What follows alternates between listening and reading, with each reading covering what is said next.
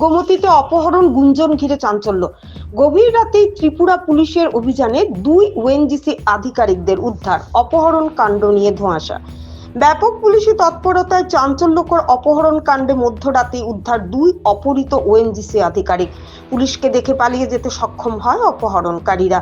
যদিও অপহরণের ঘটনা নিয়ে রয়েছে গুঞ্জন। প্রাথমিকভাবে অপহরণের ঘটনাটি সশস্ত্র বাহিনীর দ্বারা সংঘটিত হয়েছে বলে প্রচার পেলেও ত্রিপুরা পুলিশের অভিযানে 2 ওএনজিসি আধিকারিক উদ্ধার হওয়ার পর গোটা বিষয়টিকে শুধুই অপহরণ বলে মানছে পুলিশ। এই অপহরণ কাণ্ড কি শুধুমাত্র টাকা হাতানোর গ্যাং দ্বারা সংঘটিত, নাকি ঠিকাদারদের মধ্যে কোনো মাফিয়া সশস্ত্র বাহিনীর সাহায্য নিয়ে অপহরণ কাণ্ড সংঘটিত করেছে, তা হয়তো পরবর্তী সময়ে তদন্তক্রমে পুলিশ প্রশাসন প্রকাশ্যে আনবে বলে জনগণের প্রত্যাশা।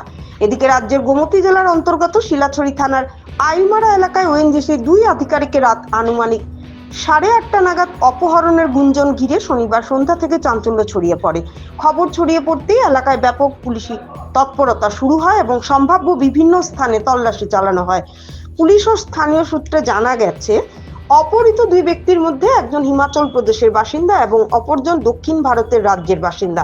তারা দুজনেই oil and natural gas corporation এর সঙ্গে যুক্ত প্রকৌশল ও ব্যবস্থাপনার দায়িত্বে কর্মরত ছিলেন বলে জানা গেছে। তবে পরবর্তীতে জানা যায়, রবিবার রাত আনুমানিক 1টা নাগাদ বাইখোড়া এলাকায় তাদের ছেড়ে দেওয়া হয়। পুলিশকে দেখে অপহরণকারীরা পালিয়ে যায় বলে জানায় পুলিশ। প্রাথমিকভাবে অপহরণ কাণ্ডটি অসৎ উদ্দেশ্যে করা হয়েছে বলেই পুলিশ সূত্রে খবর। তবে জনগণের দাবি, ঘটনাটি মূলত ঠিকাদার গোষ্ঠীগুলির পারস্পরিক দ্বন্দ্বের জেরে সংঘটিত হয়ে থাকতে পারে এবং অপহরণের নাটকীয়তা তৈরি করা হয়েছিল বলে গুঞ্জন রয়েছে। পুলিশের পক্ষ থেকে ইতিমধ্যে আনুষ্ঠানিকভাবে বিস্তারিত তুলে ধরা হয়েছে।